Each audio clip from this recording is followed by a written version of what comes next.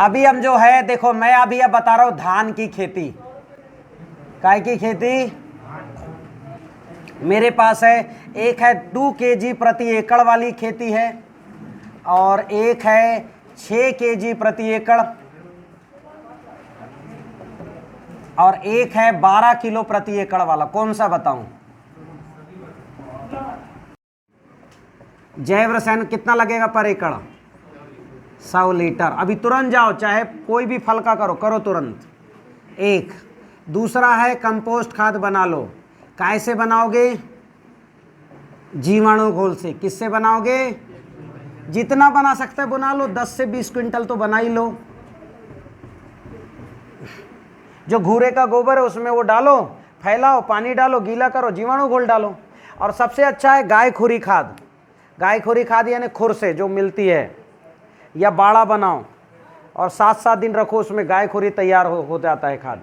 या गोवर्धन खाद अभी बना लो, उसको कर लो। एक और खाद मैं नहीं बता पाया, सॉरी, वो है भस्म रसायन और गोवर्धन खनिज खाद। अभी उसका प्रक्रिया मैंने यूट्यूब में डाल रखा है। किसमें? गोवर्धन खनिज खाद, बैठ के देख लेना। भस्म रसायन का देखता हूँ मैं, टाइम हो तो बताने की कोशिश करता हूँ। ज़बरदस्त खाद है भस्म रसायन, यानी आपको 4 क्विंटल प्रोडक्शन की गारंटी है भस्म रसायन, वो बताता हूँ। हाँ, खुरी खाद है 10 से 20 क्विंटल पर एकड़, 10 क्विंटल मिनिमम। तो आप क्या करोगे, उसमें पानी चला दो और उसमें जीवाणु डाल दो, तो वो बिल्कुल चाय पत्ती हो जाएगी। नहीं भी हुई तो हो जाएगी खेत में जाके। तीसरी तैयारी आपको करना है किसका? एक तैयारी, 2 तैयारी, और क्या तैयारी है भाई? तालाब नहीं, केचुआ खाद मत बनाना, खत्म ही नहीं, केचुआ खाद का काम ही खत्म। अब यह तालाब की मिट्टी की व्यवस्था, तालाब की मिट्टी डाल के रखना। कितनी डालना है भाई? कम से कम 4 ट्राली, और चाहो तो 1 ट्राली इसमें मिला देना मुरुम वाली मिट्टी। कौन सी मिट्टी? जो लाल मिट्टी है वो मिला देना, मुरुम कम रहे हो, 1 ट्राली। ठीक है। और फिर अब ये तो हो गया आपके 4 काम। पूर्व तैयारी में सोल से लेना पड़ेगा, अभी से लेके रखो, क्योंकि सोल अभी उतना बड़े नहीं है कि आपको एट ए टाइम दे सके, और जब बीमारी आएगी तब मंगाओगे, तब तक दिक्कत। अभी से बुलवा के रखो। क्या क्या बुलवाओगे? सबसे पहले तो ये फफूंद भक्षक बताया था मैंने ना, है फफूंद भक्षक पाउडर, अभी बुलवा लो, और तरल भी बुलवा लो। ठीक है, 2-2 पैकेट बुलवा लो। ठीक, 2-2। फिर छठा, कीट भक्षक बुलवा लो, भक्षक V+ बुलवा लो और M+ बुलवा लो। 7वां, ठीक है, अभी से उसमें कैप्सूल कल्चर बुलवा लो। क्या बुलवाना है? कैप्सूल कल्चर बुलवा लो। 7 और प्लस जामन एक साथ आएगा। 8वां, लाल पीली मिट्टी बुलवा लो, या तो कहीं से लाके डाल दो। लाल पीली सफ़ेद और पत्थर मिट्टी बुलवा लो, यानी रॉक फॉस्फेट। ठीक है, और इसको बता दिया कैसे डालना। पहले तालाब की मिट्टी डाल दो, और जोताई करके तालाब की मिट्टी फैला दो, फिर ऊपर से सब डाल दो 1-1 टन, और हल्का रोटावेटर चला देना। और ध्यान रखना उस खेत से पानी ना बहे, इसलिए अभी से मेड़ थोड़ा ऊंचा कर लेना। अभी से मेड़ नहीं रहेगा तो पूरा बह जाएगा, ध्यान रखना। और 9वां, अब ये हो गया लाल पीली सफ़ेद मिट्टी, इस हाँ माइकोराइजा बुलवा लो और सूरपाल बुलवा लो। सूरपाल ही नाम से, माइकोराइजा महिराजा के नाम से, सूरपाल के नाम से है। और चाहो तो जिंक भी नहीं आपकी मिट्टी में, जिंक वाले प्रोडक्ट का नाम है सुपर सॉइल। जिंक वाले प्रोडक्ट का नाम क्या है? Super soil. इसमें 40% जिंक है। या फिर आप क्या करना, अभी जो है सोल जिंक मिट्टी के नाम से जिंक दे रहा है, जिंक मिट्टी 80% होता है इसमें, इसको डाल देना 250 ग्राम। कितना ग्राम?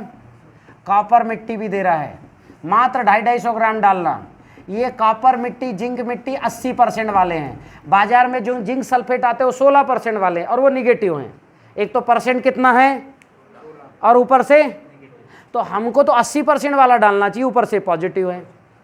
मेरे को समझ नहीं आता जो पॉजिटिव उसको जबरदस्ती क्यों निगेटिव कर रहे हैं।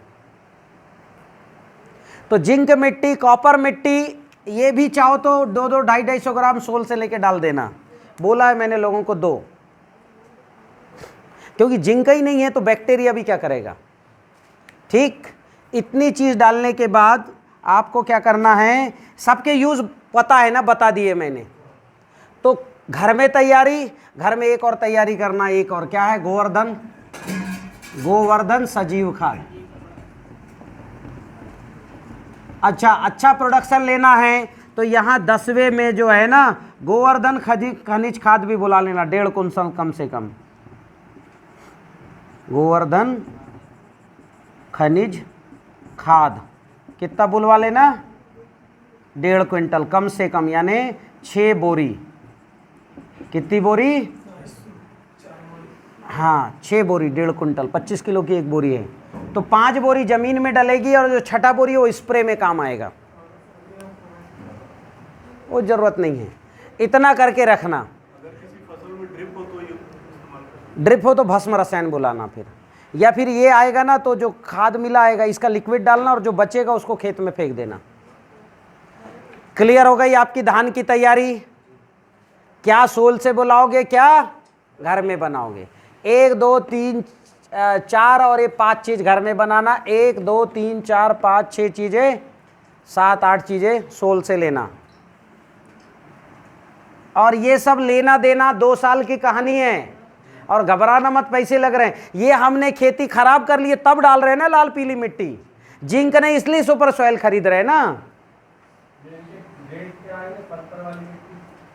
वो सब देख लेना, मुझे नहीं पता रेट क्या है, मैं बेचने वाला नहीं हूं, ठीक है। और जहां से अच्छा लगता है वहां से लेना, मैंने रिकमेंड किया है, ठीक।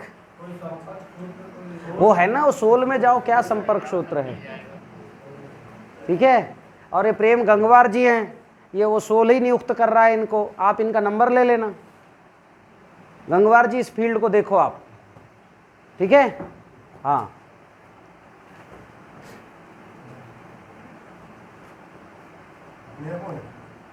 यही देखेंगे, मोरे मध्य प्रदेश के लिए नियुक्त करना पड़ेगा। अब आगे बढ़े। अरे यार फिर बता देंगे, टॉपिक में तो आओ, अभी से लोग खरीदना है क्या है। सोल में जाओ, अपने आप आएगा, ऑर्डर करो और घर में बैठो, 4 दिन में आ जाएगा। बहुत शक्तिशाली ऐप बना है, 20 लाख रुपए का तो ऐप ही बना रहे हो, पूरी यूनिवर्सिटी होगी ऐप आगे चल के। इससे MSc करवाएंगे हम, ऐप सही, केवल ऐप में ही सारा हमारा जो है पूरी टेक्नोलॉजी रहेगी हर फसल की। और आगे चल के स्कूलों में, स्कूलों के बच्चों को भी यही सिखाएंगे हम एक्स्ट्रा से, उन्हीं बच्चों को जॉब मिलेगा। क्योंकि आगे चल के आप सोल और हमारी राह कंपनी ये सब चला जाना 1000 करोड़ के टर्नओवर में। जाना है कि नहीं जाना है? कितना ही बनाना बता दूं, सब आदमी कहेगा भैया बना बुनाया ही दे दो। और ये तो फर्टिलाइजर, फूड भी आने वाले उसमें, 150 तरह के फूड। तो सोचो, जो आदमी मंजन पेस्ट बेच करके और दवा बेच करके जो इतने 1000 करोड़ की कंपनी बना सकते हैं पेस्ट लगा के, हमारे पास तो 150 फूड और ये फर्टिलाइजर है। हाँ इसलिए मैं सब एकांत में जाने वाला हूँ, किसी को पता ही नहीं होना चाहिए है। अरे उनसे काहे तुलना कर रहे हो भैया, बड़ी हस्ती से करो। और चलो आगे बढ़े, है कोई बड़ी हस्ती से करो भाई, आगे बढ़े। हाँ अच्छा, और सिस्टम इतना अच्छा बनेगा, इसमें कोई गलत नहीं कर सकता एक भी आदमी। क्यों? ये सब PGS पे रहेगा। मान लो आप सही कर रहे हो, आपको तो पता है ना, तो हम आपसे पूछेंगे ठीक कर रहा है कि नहीं कर रहा है, और आप ठीक कर रहे हो कि नहीं आपसे पूछेंगे, और आप ठीक कर रहे हो ना आपसे पूछेंगे। PGS, पार्टिसिपेटरी गारंटी सिस्टम, किसान भी गलत नहीं कर सकता। और ये फर्टिलाइजर सब बना रही गोवर्धन खाद गौशालाएं, कौन बना रही है? हमारे पास पैसा नहीं, गौशालाओं के पास जाएगा। सोचो वो गाय भी धन्य होंगी, क्योंकि गाय धन्य होंगी तब उसके खाद से आप धन्य होंगे, नहीं तो नहीं। हर गौशाला देखना अपनी जिस टेक्निक से जुड़ गया। कहाँ है गौशाला वाला भैया?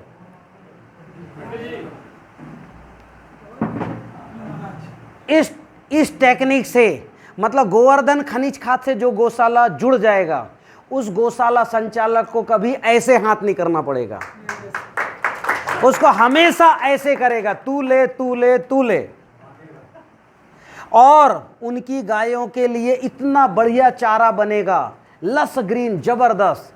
मतलब गाय चारा खा के, क्योंकि पैसा, जब धन बहुत रहेगा तो गाय गरीबी में रहेंगी क्या? गाय रहेंगी बढ़िया स्वच्छ में, चारा खाएंगे जोरदार, और गौशाला संचालक घूमेगा कार से। जो गौशाला, अभी हमसे एक गौशाला जुड़ा तेंदुखेड़ा का, उसने कभी नहीं बेचा लाखों रुपए का गोबर, कभी नहीं। ये मैंने गोवर्धन खनिज खाद केवल यूट्यूब में बोला है, और बिक गया पता नहीं कितने ट्रक। तो जिनका गोबर लोग ट्रैक्टर में खरीद ले जाते थे, 1500 रुपए दे दो, उनको मिल रहे हैं एक एक बोरी के पैसे, एक एक किलो के। और उनकी गाय गोबर पड़ी रहती, आपने देखा होगा, बिल्कुल जबरदस्त खाद बना, वीडियो में देखा है, चाय पत्ती जैसी बनी, देखा है कि नहीं देखा है? चाय पत्ती बन गई, रखे वहीं। और वो खाद में हाथ में लिए वो मजदूरी अकबका का, ऐसे कैसे हो रहा है? घुरे गोबर पकड़ो ताकत खत्म, ये पकड़ो। बोले गुरुजी आपने इसमें जादू कर दिया है क्या? मैंने कहा हाँ कर दिया है, जबर। और जहाँ ये खाद डाला है 25 किलो, वहाँ के फसल का रौनक ही अलग हो जाता है। तो ये सारी टेक्नोलॉजी मेरा यूट्यूब में है, और मैंने अभी अकोला में ट्रेनिंग दिया है, तो डालने वाला हूँ, तो आप देख लेना बनाने की विधि। अभी समय नहीं, आगे बढ़ते हैं, ठीक है? आगे बढ़ें। अब जो है मैं आपको बता दिया फसल प्रबंधन लो। किसका फसल प्रबंधन? किस फसल का? हाँ, फसल प्रबंधन। सबसे पहले तो भूमि की तैयारी। क्या करना? अभी खेत की 2 बार जुताई करवा देना, अभी गर्मी में ही, 9 तपक के पहले। कितनी जुताई? तो जब 9 तपक के पहले जुताई करोगे तो आपके जो कीड़े मकोड़े फंगस हैं वो सब मर जाएंगे। तो हम जुताई किसके लिए कर रहे हैं? नेगेटिविटी को मारने के लिए। और जितना तपेगा मिट्टी उतनी अच्छी उपज होगी। क्लियर? दूसरा 2 जुताई, फिर उसके बाद क्या करोगे आप? 2 बार जुताई करो, फिर जो है तालाब की मिट्टी डालो, और फिर लाल मिट्टी पीली मिट्टी डाल के रोटावेटर चला दो, और अच्छा से खींड बना दो, एक्स्ट्रा पानी आए तो ऊपर से निकले, रुक के, एकदम से ना जाए। इतना कर दो। करने के बाद फिर क्या करना है? आप चाहो तो कार्बन बढ़ाने के लिए इसमें तिल बो सकते हो। क्या बो सकते हो? तिल बोइए। कितना? 6 kg।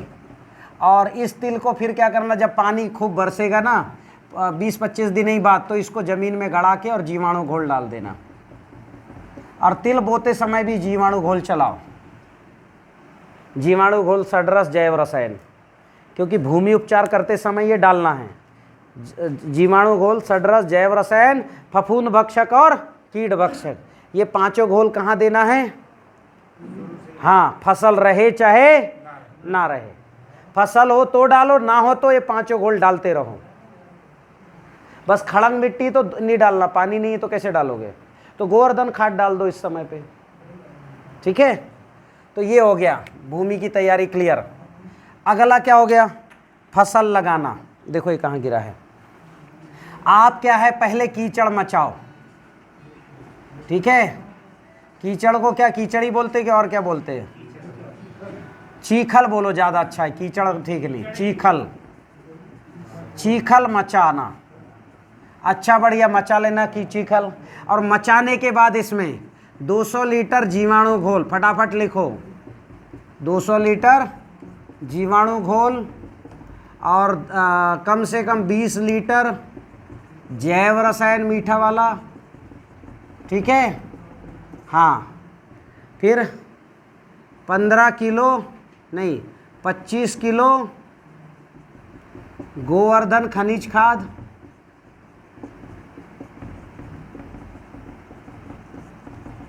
ठीक? फिर और क्या डालोगे? 10 लीटर सडरस। किस में डालोगे ये सब चीज़ें? कीचड़ में 100 लीटर या 200 लीटर फफूंद भक्षक डाल देना।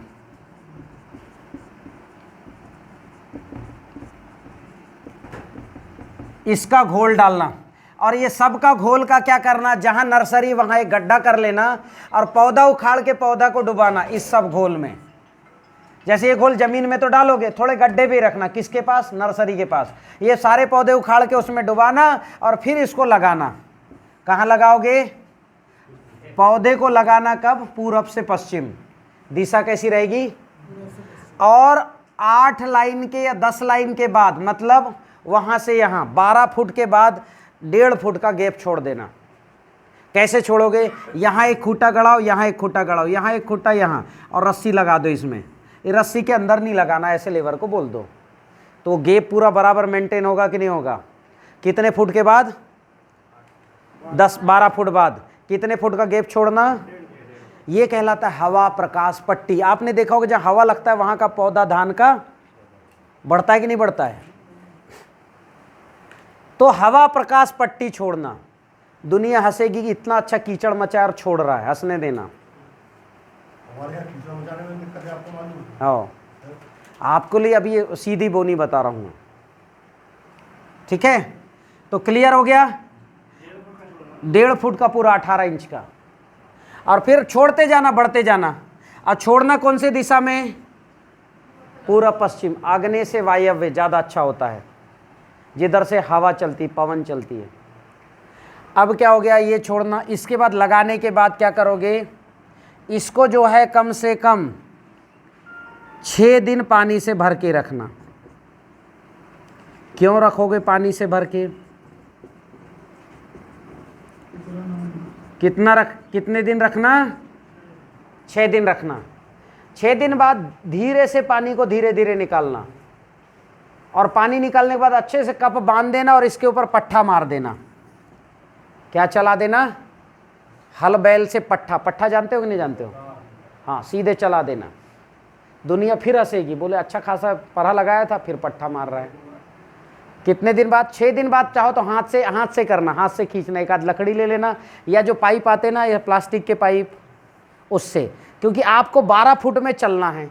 कितने फुट में जगह है, तो 12 फुट में 2 आदमी पकड़ के खींच लें उसको। अंदर वो जो है क्या हो जाएगा, लेटेगा तो कन से बढ़ेंगे कि घटेंगे, दो बढ़ेंगे, ठीक है। फिर इसके बाद जो है, मतलब रोपाई के कितने दिन बाद ऐसा करना, 6 दिन बाद। रोपाई के लगभग जो है, फिर इसके बाद 12 दिन बाद फिर करना। और इसमें थोड़ा और भारी लकड़ी ले लेना। अब इसके जगह क्या ले लेना, हाँ, या पट्टा ही है, सीधे उसी को खींच देना। और फिर 18 दिन बाद फिर खींचना। क्या करोगे 18 दिन बाद, और जब भी ये खींचते हो तब भी थोड़ा बहुत खाद वाद डाल दिया करना। जो खाद आपके पास, जैसे गोवर्धन खनिज खाद है, वो फेंक देना हर 6 दिन के बाद। कितना किलो फेंकोगे, 25 किलो। तो कितने पैकेट खत्म हो गए, कितने पैकेट खत्म हो गए, 3। अब कितने बचे, 3 पैकेट बचे, अभी 6 बुलाए थे। अब उसके बाद 6 दिन बार 18 हो गया। अब हर 15 दिन में केवल 2 पैकेट को फेंकना, 15 दिन में। तो कितने दिन का हो गया, 30 दिन, और ये 18, कितना हो गया, 48 दिन। 48 दिन बाद जड़ आपकी आधे से ज़्यादा सड़ चुकी होंगी। अब एक बोरी जो बचा है उसमें से आप 15-20 किलो फेंक लेना। बाकी जब फसल बढ़ जाए तो स्प्रे के लिए रखना। किस लिए रखोगे, तो आपका ये हो गया यहाँ तक का क्लियर। आप जब पानी भर के रखोगे, पट्ठा चलाओगे, तो इसी साल आपकी 70% कचरा इसी साल क्या हो जाएगा, क्या हो जाएगा, कितना परसेंट, कितना परसेंट, 70%। और बाकी देखो 6 दिन तक तो भर के रखना, 6 इंच 8 इंच। 6 दिन बाद पानी निकाल देना, कोई ज़रूरत नहीं पानी की। और ये जो पट्ठा चलाओगे बार बार से, इससे कचरा ख़त्म हो जाता है। बहुत ज़रूरत है तो 2 इंच रखना। कितना इंच, 2 इंच। और फिर हर 15 दिन में इसमें क्या करना, गोवर्धन खनिज खाद तो डाल ही रहे हैं। हर 15 दिन में 10 लीटर सड़रस, 20 लीटर जैव रसायन, 200 लीटर जीवाणु घोल, 200 लीटर, ये 15 दिन में मान लो करना है आपको। कितना दिन में? 15 दिन में करते रहना है। फिर ये गोवर्धन खनिज खाद थोड़ा कम कर देना, चाहो तो 2-4 पैकेट और बुला लेना, 8 पैकेट कर लेना हर 15 दिन में। और फिर इसी का स्प्रे भी करना है, पर स्प्रे की मात्रा घट जाएगी। लिख लो, ये तो जमीन में डालने को हो गया, स्प्रे में लिख लो कितना लोगे। ये लोगे प्रति पंप बताऊं कि प्रति एकड़ बताऊं? नहीं, पंप अच्छा है। प्रति पंप ये लेना जो है 3 लीटर। कितना लोगे? ये लेने मात्र, इसको लेना मात्र जो है, गभोट में हो तो खट्टा लेना, और फल बन रहे हो तो मीठा, और कण से निकल रहे हो तो मीठा। तो कितना लेना? हाँ, इसको 30 ml लेना। कितना ml? बहुत कम लगता है, ध्यान रखना जैव रसायन स्प्रे में। फिर ये गोवर्धन खनिज खाद लेना 1 किलो। कितना लोगे? 1 किलो नहीं, बढ़ा देना। अरे नहीं, प्रति पंप बता रहा हूं ना मैं। इसको क्या है, 2 किलो को 200 लीटर पानी में घोल लेना, उसी पानी को इसमें लेना। क्या समझ में आई बात? 2 किलो को 200 लीटर पानी में घोल लेना और वही लेना इसमें पानी में। तो पानी यानी QS कर देता हूं इसमें, है ना।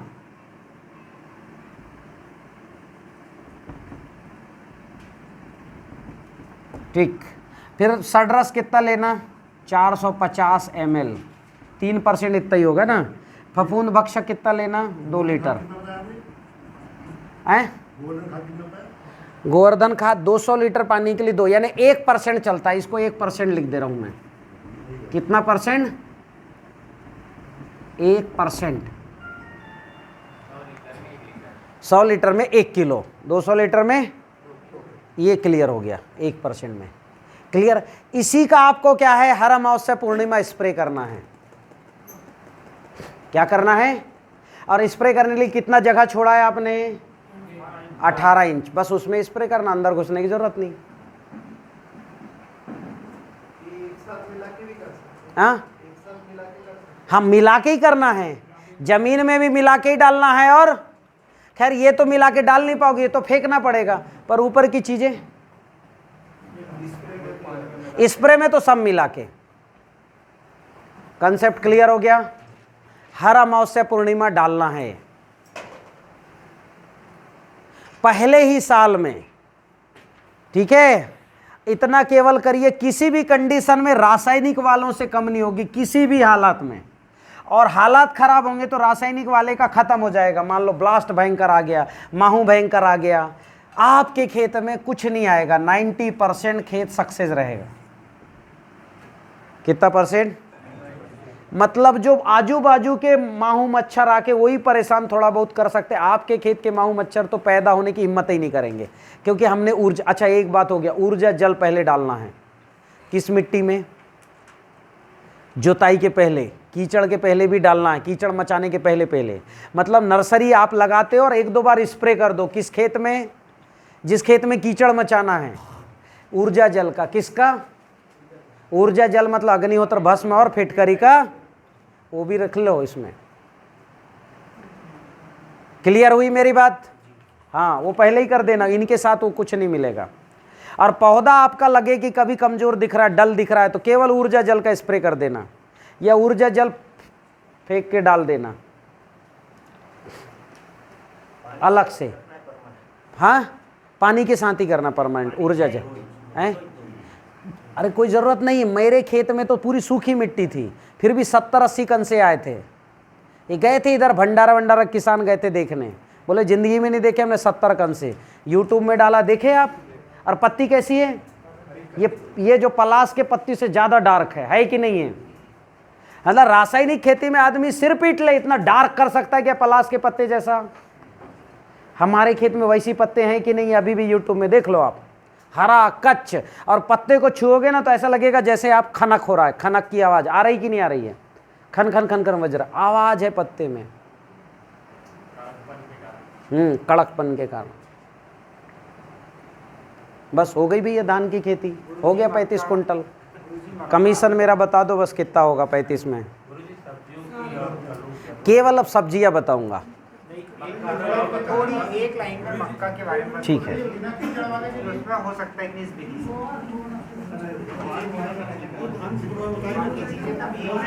एक काम करो, ग्रुप बना लो, उसमें मैं बता दूंगा, बोल के बता देता हूँ, फिर अच्छे से बता दूंगा। एक ग्रुप आप बनाओ, आप लीड करो ग्रुप को, आप करो लीड, आप करो लीड, ठीक है। कोई गलत करे तो आप चमका देना, और गलत ना करें पहले से इंस्ट्रक्शन देंगे।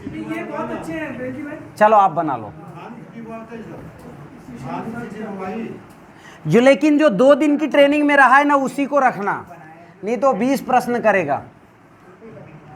इसमें मेरी टेक्निक में कीट प्रबंधन कोई टॉपिक ही नहीं है, कीट प्रबंधन कोई टॉपिक ही नहीं है, आना ही नहीं है तो काय का प्रबंधन है।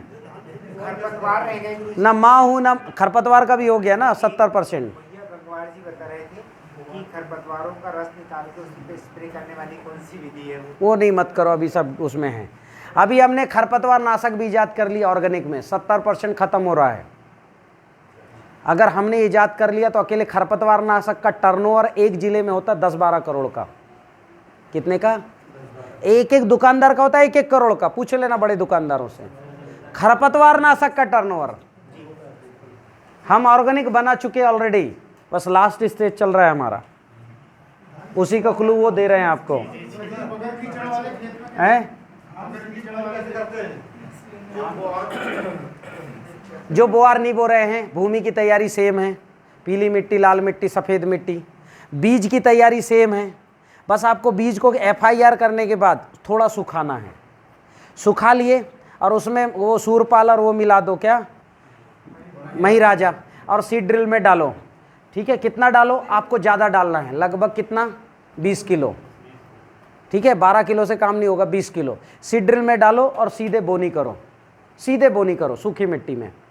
और बोनी करने के बाद जो सिंचाई का पानी दोगे उसमें ये मिला देना जो बताया था मैंने, जैव रसायन, सडरस और जो जीवाणु घोल, फफूंद भक्षक मिला देना उसमें, और नोजल से देते रहो, जब भी नोजल चले ये देते रहो बस।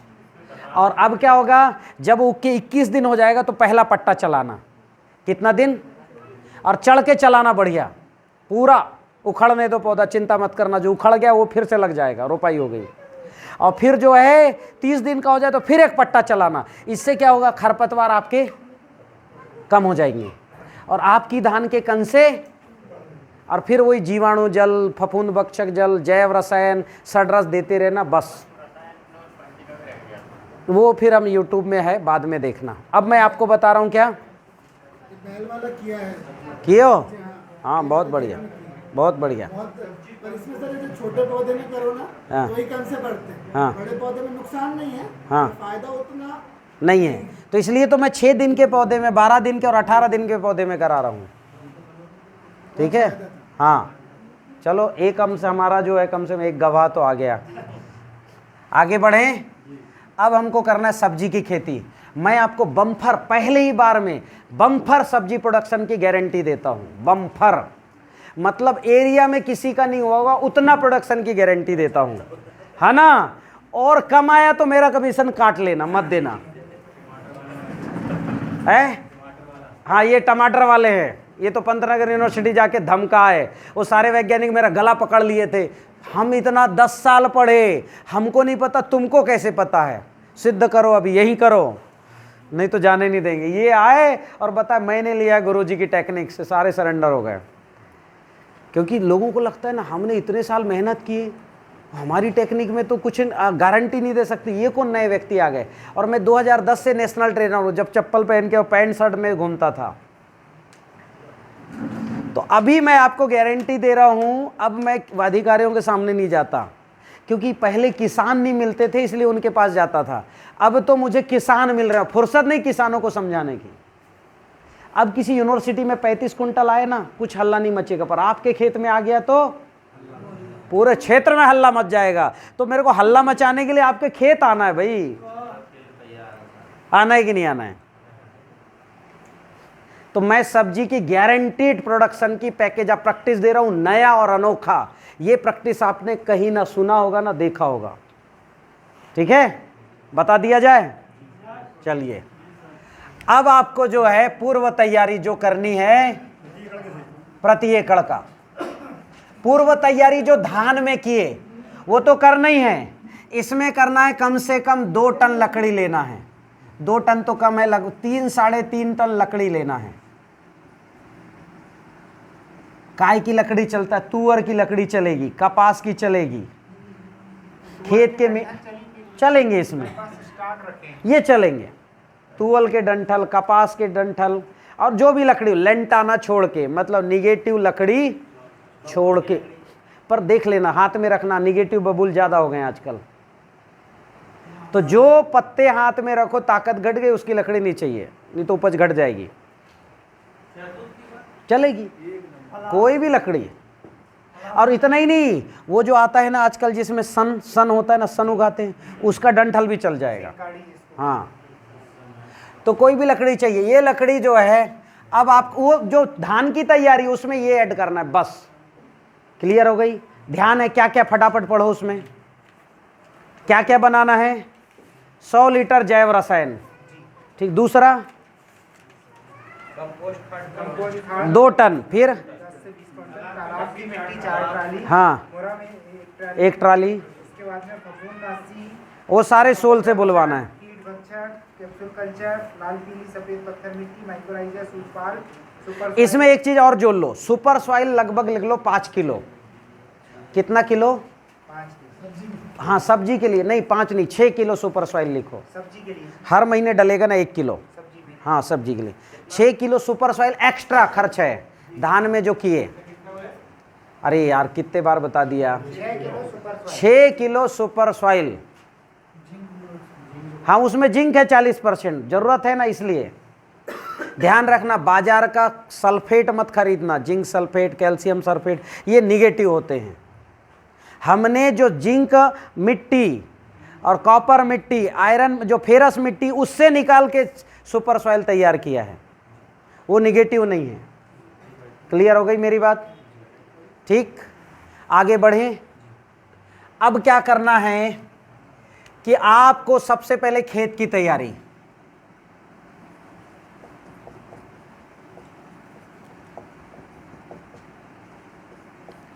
ट्रैक्टर कितने फीट की जुताई कर लेता है? 6 से 7। 6 से 7। तो आपको 3.5 फुट के घार निकालने हैं। कितने कितने फुट के? 3.5।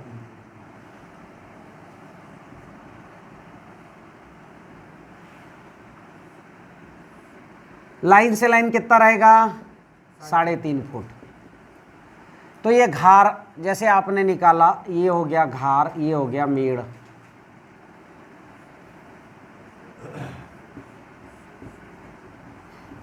ये क्या हो गया? नाली। ये जो बच रहा है जगह वो बंड बन गया, बेड बन गया। क्लियर हो गया? कैसे निकालोगे? ये रेजर हमसे अच्छा आपको पता है, से निकल जाएगा। निकालना है बेड नाली। जो नाली निकलेगी, ठीक है, मान लो ये बेड है, नाली अभी बेड है, ये क्या है? बेड है, और ये क्या है? नाली है। नीचे लिखता हूँ नाली, और ये है बेड। अब ये नाली में आपको क्या है? लकड़ी डालना है। क्या बिछाना है? लकड़ी बिछाना है नीचे। और लकड़ी बिछाने के बाद बिछा दो, जितना ज़्यादा बिछाओगे, मान लो आप जो है 10 टन लकड़ी बिछा दिए, तो अगले 20 साल तक आपको उस खेत में जुताई नहीं करनी। ये 20 साल का बैंक बैलेंस है। 5 टन लकड़ी बिछाए तो 2.5-3 साल का, 2 टन लकड़ी बिछाए तो 2 साल का, और नहीं तो 1 साल का। तो बैंक 1 साल तक कुछ नहीं करना, केवल फसल। यानी समझ जाओ ये बैंक बैलेंस है लकड़ी, धीरे धीरे मिलता रहेगा। जैसे आपने बैंक में डाल दिया 1 करोड़ रुपया, तो उसका ब्याज हर महीने निकलेगा कि नहीं निकलेगा? तो ये 2 टन लकड़ी 1 करोड़ रुपया है, समझ जाओ। कहाँ डालना है भैया? नाली में डालना। डालने के बाद ताज़ा गोबर का घोल या सजीव जल डाल देना, 1-1,000 लीटर। क्या डाल देना? या ताज़ा गोबर। मतलब सबको गाय चाहिए दौड़ भाग के। और ये इसके बाद क्या करना है? इसमें 25-30 किलो आपका, यानी 2 बोरी गोवर्धन खाद, और 50-50 किलो की जो वो है ना लाल पीली मिट्टी, 2-2 बोरी लाल मिट्टी, पीली मिट्टी, सफ़ेद मिट्टी डाल देना। किस में डाल देना भाई? तो नाली के ऊपर क्या पड़ा है? पहले ताज़ा गोबर पड़ा है, उसके ऊपर क्या पड़ा रहेगा? लाल मिट्टी, पीली मिट्टी, सफ़ेद मिट्टी, रॉक फॉस्फेट। अब ये डालोगे तो किसके नीचे चला जाएगा? लकड़ी के नीचे, ऊपर तो नहीं रहेगा। एक लेयर बन गया। अब हमको क्या है, ऐसा कुछ यंत्र चलाना है कि ये जो बेड की मिट्टी इस पर चढ़ जाए। किस पर? किस पे चढ़ जाएगा? नाली में। बेड की मिट्टी किस पे चढ़ जाएगा? और ऐसा यंत्र चलाना कि बेड बन जाए नाली, और नाली बन गई बेड। वही रेजर फिर से चला देंगे बेड के ऊपर, तो वो पूरी मिट्टी बन जाएगी। एक मिनट, इसमें और कुछ डालना है, वो भूल गया। वो जो फफूंद भक्षक पाउडर बनाए थे वो डाल देना, लगभग 8-10 किलो फफूंद भक्षक पाउडर, लिख लो, ठीक है। माइकोराइजा डालना, 1 से 2 किलो माइकोराइजा डाल दो, मही राजा, ये भी पहले से डाल देना, क्योंकि इसमें फंगस आएगा।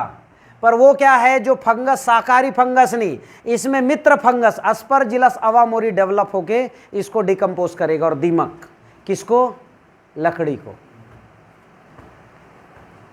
ठीक हो गया ये काम। अब ये बंद हो गया पूरा।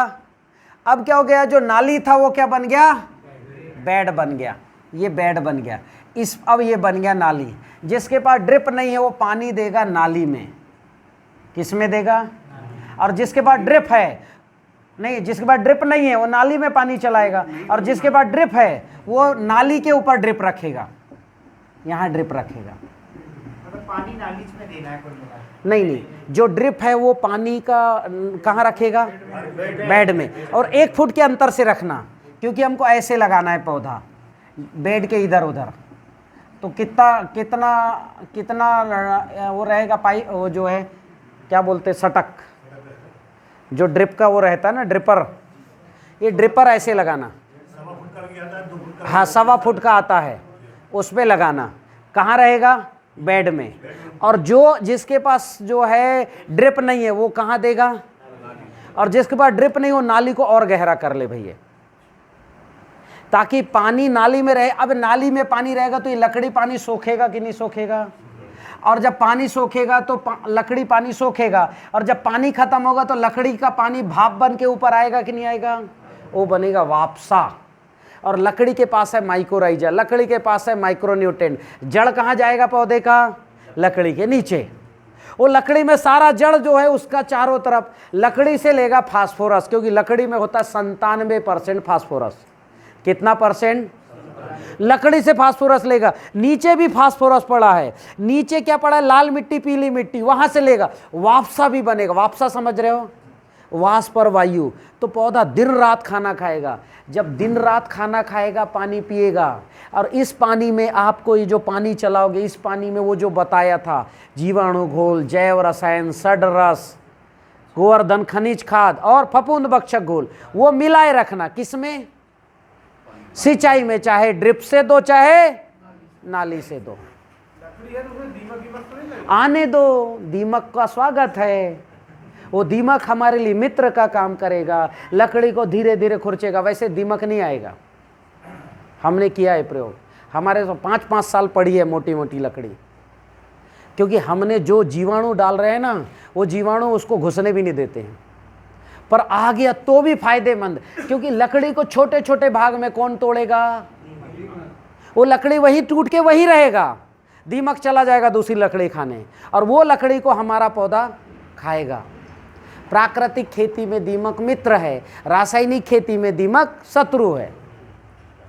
जंगल में देखो कितना दीमक रहता। हरे पेड़ का हरे पेड़ की जड़ कुतरा, क्या कुतरा मरे को ही खाता है। तो हम तो बोल रहे खा भैया।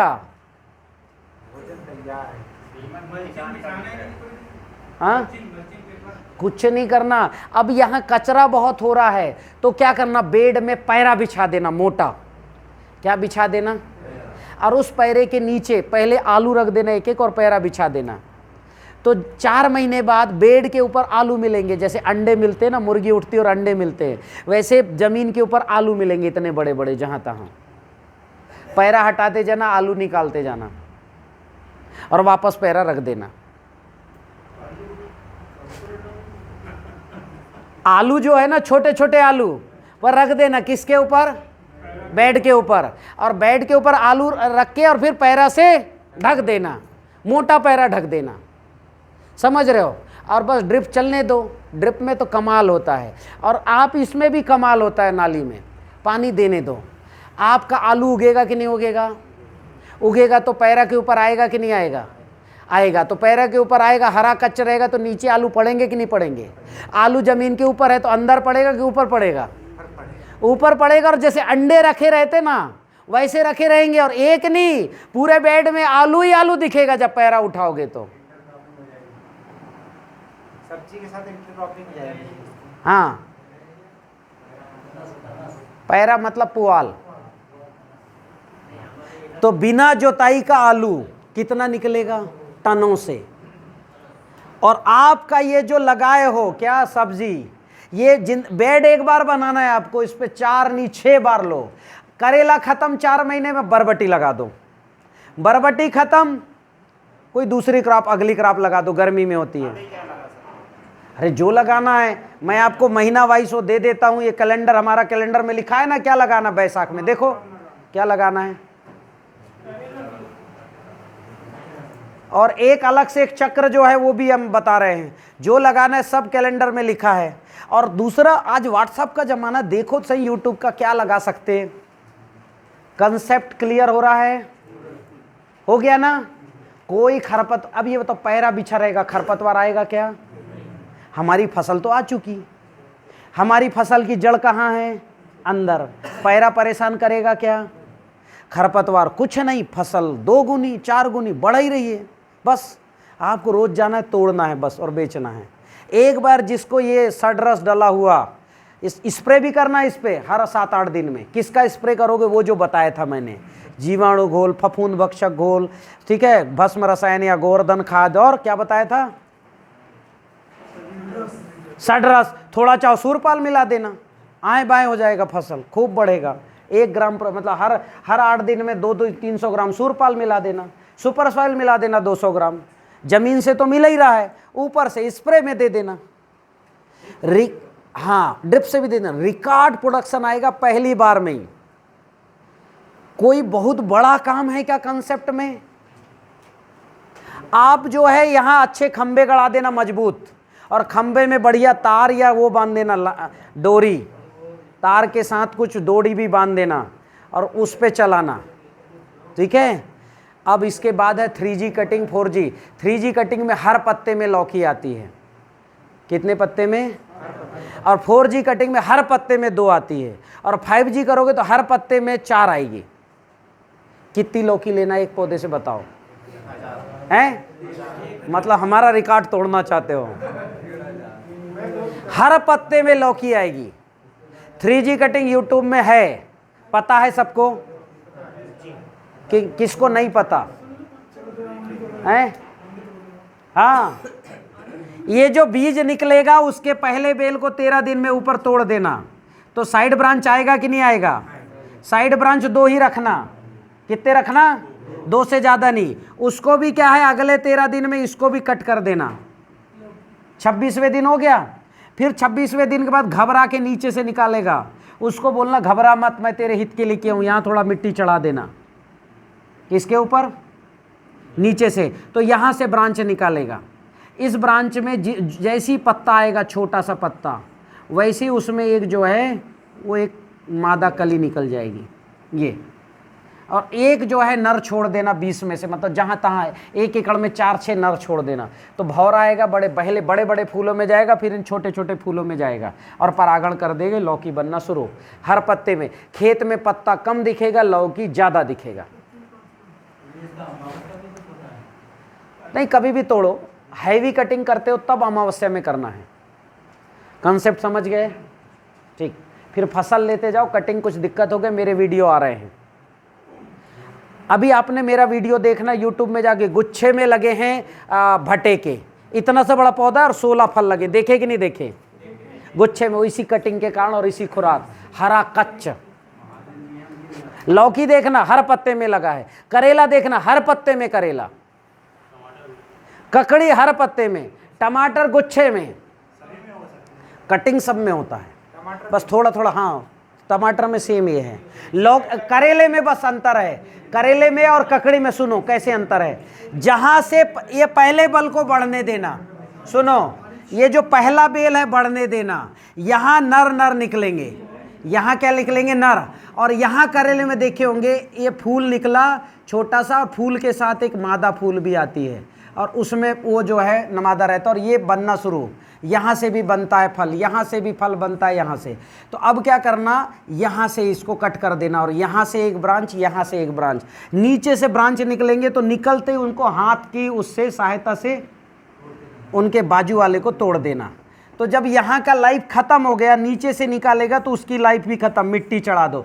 तो यहाँ से जो जहाँ से फल आया है उसी के बाद से जो ब्रांच निकलेगा उसके हर पत्ते में 2 फल आएगा, ककड़ी में कितने, और इसको कटिंग कर दोगे यहाँ तो हर पत्ते में 4 फल आएगा, गुच्छे में फल आएगा ककड़ी में। कल ही विष्णुदेव ने डाला है एक वीडियो में, 2-2 फल आ रहे हैं ककड़ी में। कितना उत्पादन चाहिए आपको?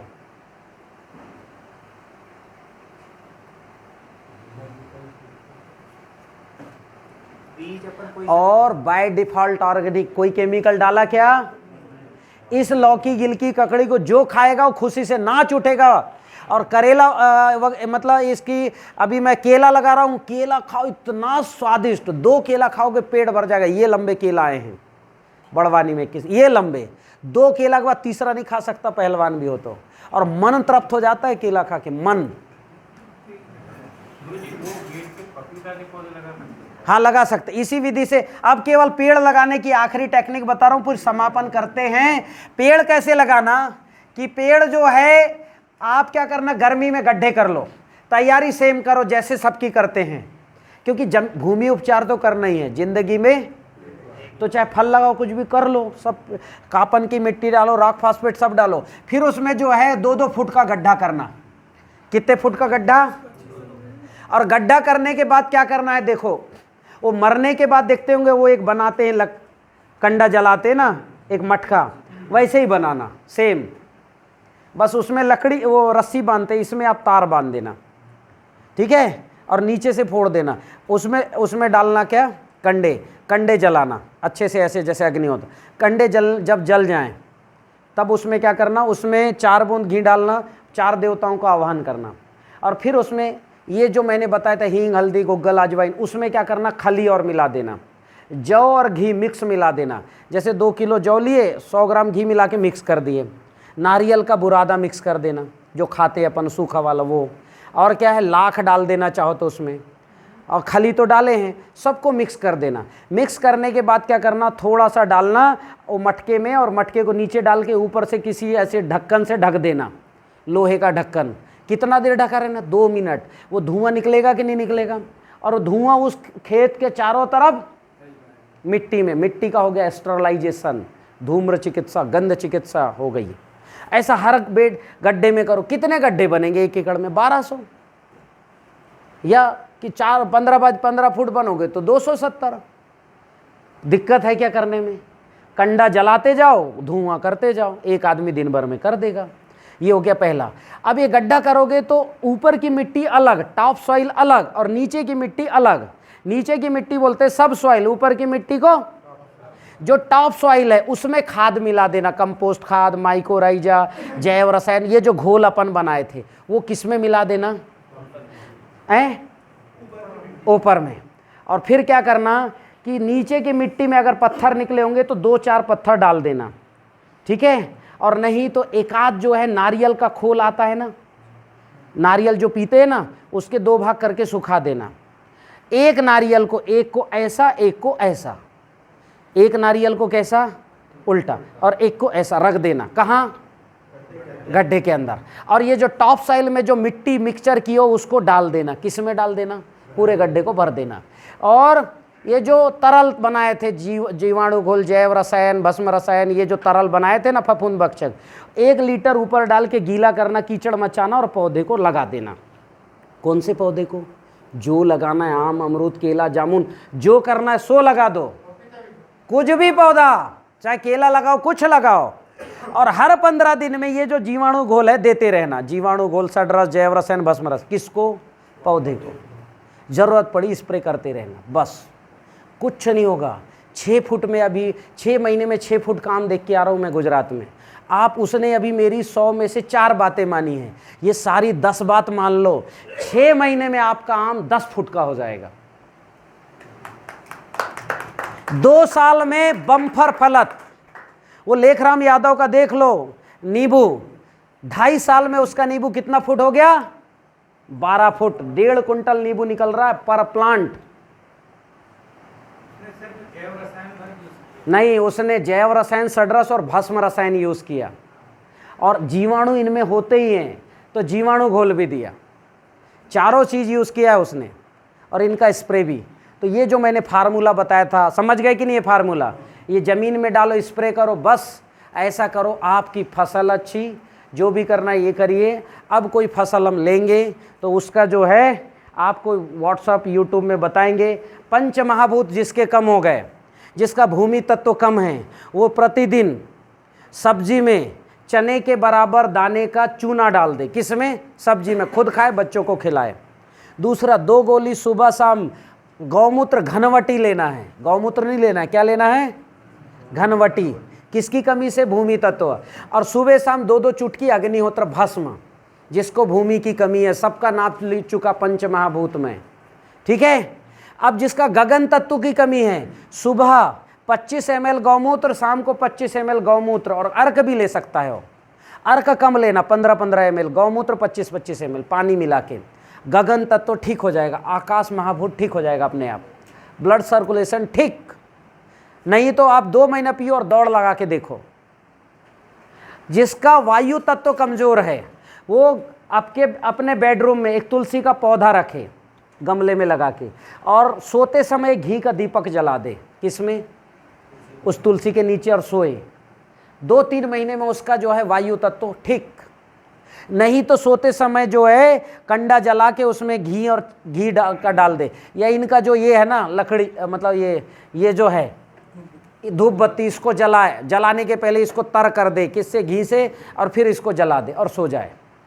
तो पहले तुलसी दीपक करो, नहीं कर सकते तो हवन कर लो, नहीं कर सकते तो धूप बत्ती। अगरबत्ती जिंदगी में कभी किसी को नहीं जमाना, निगेटिव है, और उसके कारण लेड और कार्बन मोनोऑक्साइड जैसी चीजें निकलती, जिसके कारण आप बीमार हो रहे हो। आगे बढ़ें। जिसका इसके बाद कौन सा तत्व आ गया? अग्नि तत्व घटा है। दिन में 6 काली मिर्च खाए हो। क्या खाए? गर्मी भी है तो 1 काली मिर्च मुंह में डाल ले और पड़े रहने दे, चाबे ना। दिन भर में 6-8 डिब्बी जेब में रखे, जैसे तम्बाकू वाले रखते वैसे, ठीक। 3-4 महीने में आपकी अग्नि बढ़ जाएगी, केवल काली मिर्च। अब क्या बच गया? नीर तत्व बता चुका। आपको क्या करना है? सडरस पीना है। 1 कप छाछ में 2 चुटकी आंवला पाउडर डाल दो, अच्छे से हिलाओ, 4 घंटा रहने दो, और 4 घंटे बाद वो पानी मिलाओ उसमें आधा लीटर और पी जाओ। ऐसा करो 2-3 महीना भी करो। ये जैव रसायन पियो, मीठा जैव रसायन 5 ml सुबह, 5 ml शाम, पानी में मिला के, और नहाने के पानी में जैव रसायन डाल दो, उससे नहाओ। और जब भी पानी पियो गंगा माँ से प्रार्थना करके पियो। जब भी पानी पियो, स्नान करो, गंगा माँ से प्रार्थना करके करो। ज़्यादा से ज़्यादा 3 महीने में आपकी नीर तत्व की पूर्ति कंप्लीट हो जाएगी। होंठ जो जिनके सूख जाते हैं होंठ, वो नीर तत्व की कमी है। होंठ सूख गए मतलब नीर तत्व की कमी है। तो ये पंच महाभूत ठीक करो। जिनका पंच महाभूत ठीक होगा वही एनर्जी को पकड़। पंच महाभूत ही ठीक नहीं है, हम दे दे कितनी एनर्जी, कुछ नहीं हो सकता। अच्छा आप फल खा लो, कुछ नहीं होना है। अभी देखो बहुत अच्छे लोग फल खाते हैं, फिर भी बीमार होते हैं कि नहीं होते हैं? क्योंकि फल खा रहे निकाल रहे, एनर्जी से ले नहीं देना। पंच महाभूत ठीक नहीं है। पंच महाभूत ठीक होगा वही व्यक्ति स्वस्थ होगा। अगली ट्रेनिंग में आओगे तो अब बिना जुताई की खेती और अष्ट सिद्धि, यम नियम आहार विहार प्रत्याहार ध्यान धारणा समाधि क्या है ये मैं बताऊंगा। ये विज्ञान भी उतना ही इंटरेस्टिंग है जितना जीवाणु विज्ञान, जितना ऊर्जा विज्ञान है। ये भी 8 घंटे का टॉपिक है मेरा, जीवन विज्ञान। यम नियम आहार विहार प्रत्याहार ध्यान धारणा और समाधि। इस 8 विज्ञान को जब समझोगे ना तो आप सोओगे नहीं, आपको लगेगा मैं तैर रहा हूँ हवा में। इतना ज़बरदस्त साइंस है। तो अगली बार फिर से 2 दिन का प्रशिक्षण रखा जाएगा, जिसमें जो आ चुके हैं वही आएंगे, नए आएंगे तो उनको समझ में इसके आगे का कोर्स करेंगे और बिना जुताई की खेती, प्राकृतिक खेती बताई जाएगी। बहुत बहुत धन्यवाद। समापन सत्र शुरुआत करने के लिए मैं आयोजक को चाहता हूं कि आएँ। आप इसके पहले 2 दिन की ट्रेनिंग कैसे लगी ये आपको ऑन कैमरा बताना है और कम शब्दों में भाषण नहीं देना। बस आए थे, क्या सोच के आए, और जो ऊर्जा विज्ञान और जो मैंने बताया प्रार्थना और ध्यान, इससे एनर्जी बढ़ती है। और जो फसल बताया आपका, उससे जो है कॉन्फिडेंस बढ़ा कि नहीं बढ़ा, बस इतना बताइए। और कैसा लगा कॉन्फिडेंस, और क्या करोगे, ये 3 बातें। आहार के बारे में आप थोड़ा सा अपना जो अनुभव है वो हमें बता दीजिए ताकि आहार यानी क्या? आहार मतलब है यम, मतलब क्या खाना। आपको फल खाना है बस। तो एक समय फल खाइए सुबह से लेकर शाम तक। शाम को केवल एक अनाज, उसमें गेहूं नहीं, और चावल भी खा सकते हो, पर चावल वो खाओ जो जैविक है, ये बहुत पॉलिश वाला नहीं तो मक्का खाओ, ज्वार बाजरा खाओ, और एक रोटी, मतलब एक तरह का अनाज और एक सब्जी, पर उस सब्जी में तेल नहीं होना चाहिए, ना कच्चा ना पक्का। और वो जो है ये प्रेशर कुकर में पका हुआ भी नहीं, मिट्टी के बर्तन में पका हुआ एक सब्जी खाना है। या तो भट्टा भात, आलू नहीं खाना, किसी को कभी नहीं खाना आलू। हाँ, आलू जो है, जो ग्वार, बहुत सारी सब्जियां है ना, उबालो उनको। कैसे उबालोगे सब्जी को, कैसे उबालोगे? सब्जी में क्या करो, पानी आपका, सब्जी बढ़िया अच्छे से काट लो, अग्निहोत्र भस्म से धुल लो सब्जी, उसमें हल्दी और नमक डाल दो, सेंधा नमक, उबालो।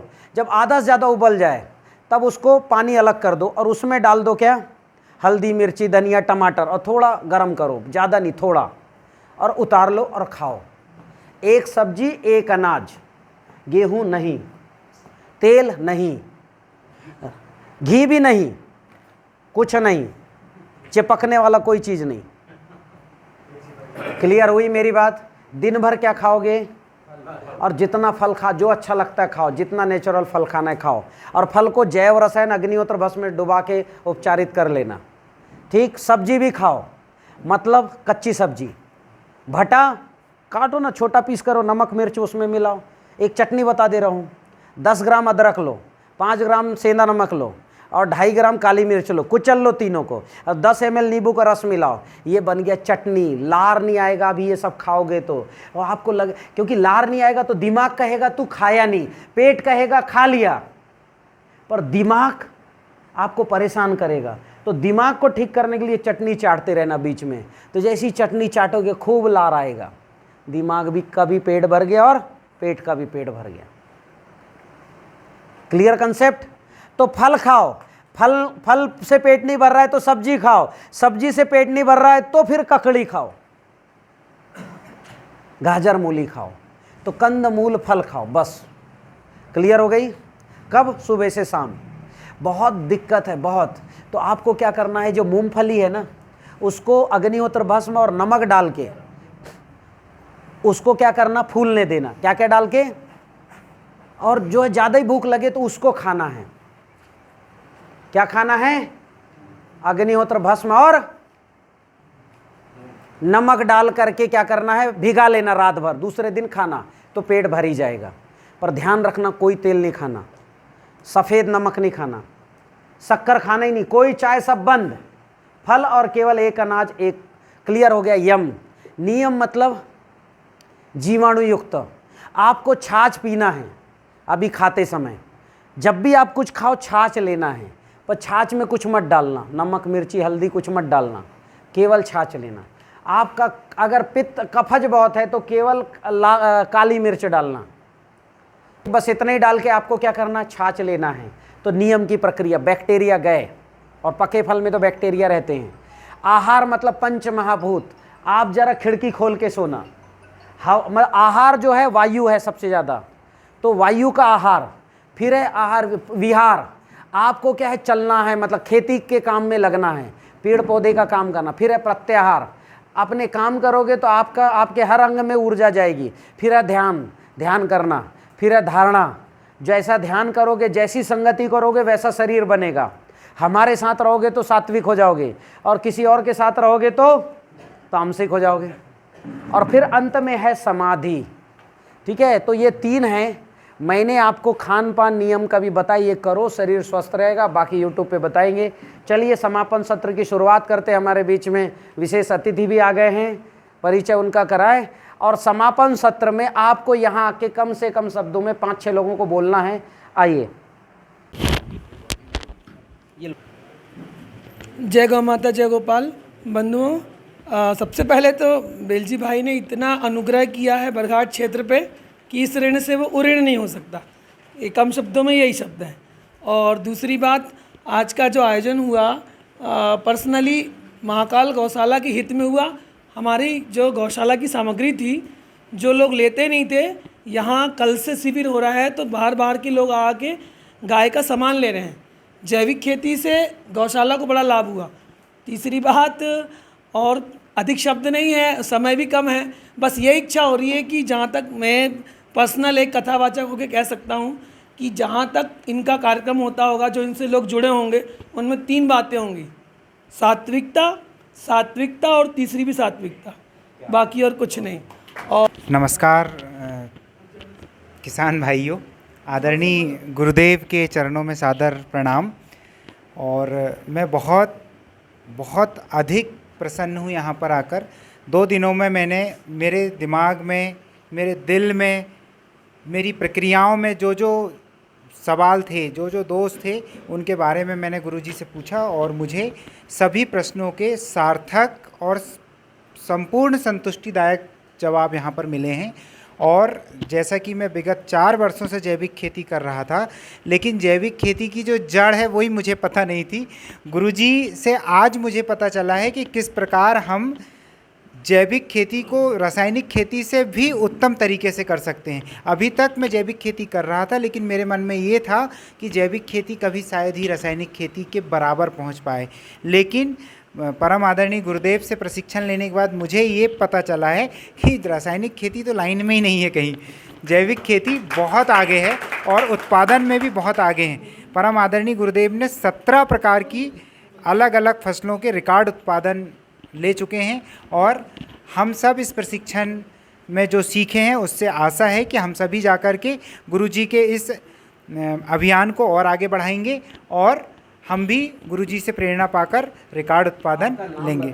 जी, मेरा नाम रितेश रघुवंशी है। शासकीय हाई स्कूल बमनी लाला में पदस्थ हूँ और मेरी शिक्षा, मैं MSc बॉटनी से हूँ, MA पॉलिटिकल साइंस और MA पब्लिक एडमिनिस्ट्रेशन से भी मैंने किया है। अच्छा, डबल ए में? जी, क्या बात है। और B.Ed है मेरा।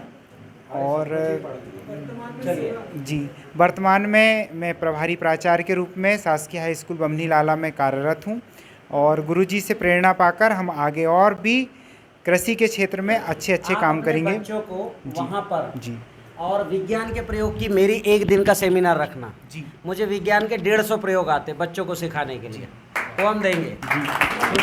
परम आदरणीय गुरुदेव से ये प्रेरणा पाकर बहुत ही अच्छा लगा कि गुरुजी ने सहर्ष हमें ये आश्वासन दिया है कि हमारे मैं सर एक चीज़ और, मैं आसपास के 10 विद्यालय के बच्चों को अपने विद्यालय में आमंत्रित करूंगा और फिर विज्ञान वाला बड़ा कार्यक्रम होगा। जो भी आ सकते हैं तो ज़रूर। और जी, बहुत बहुत धन्यवाद गुरुदेव। आइए अभी और कोई।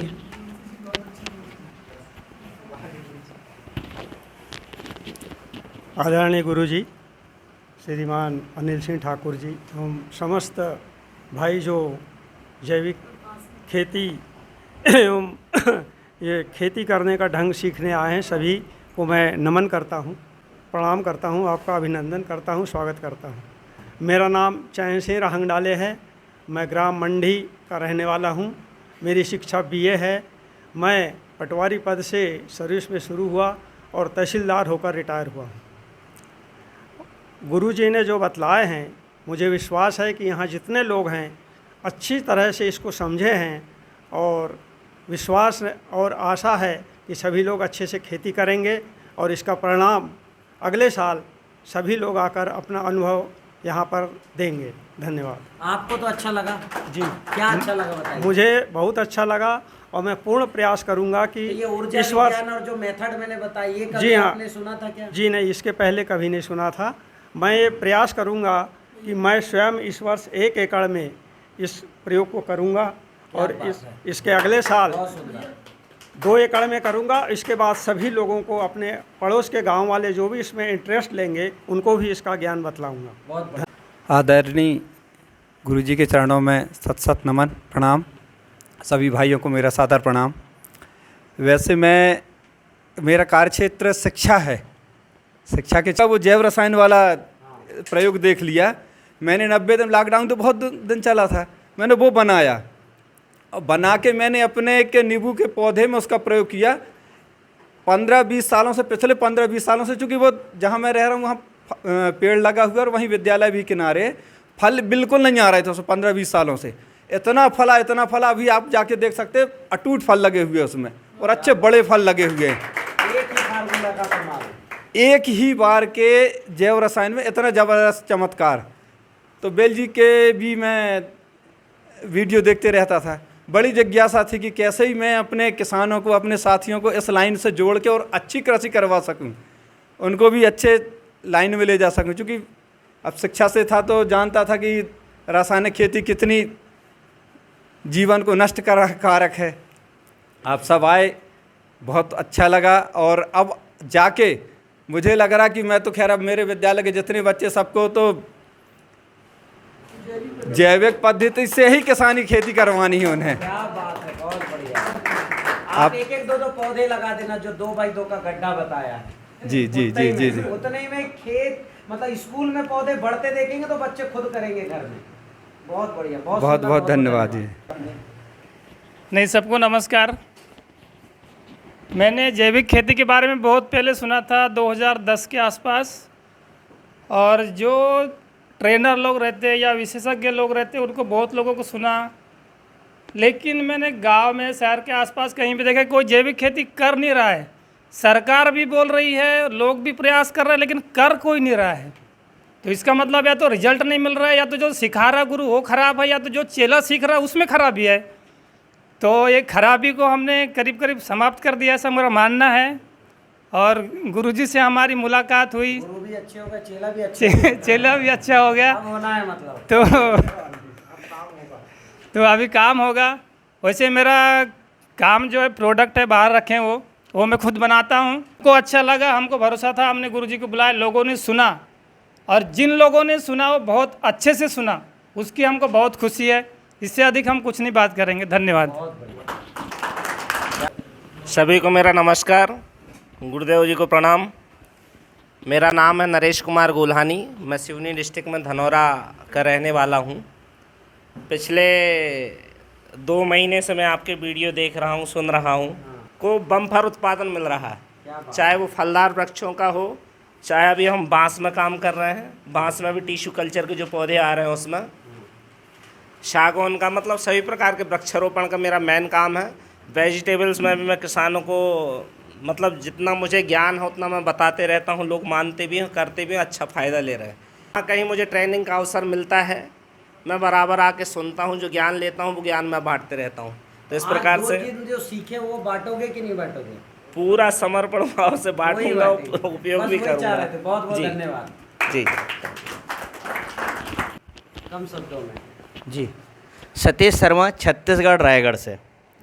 मैं आया अपने भाई के साथ, आदित्य तामस्कर, जो एक सॉफ्टवेयर इंजीनियर है। अच्छा, इंजीनियर भी है, सॉफ्टवेयर। इधर आओ जरा, इधर आओ, चेहरा दिखाओ। ये भैया सॉफ्टवेयर वाले, देखो बता रहा हूँ, हर जगह आते, दोनों की तालियां।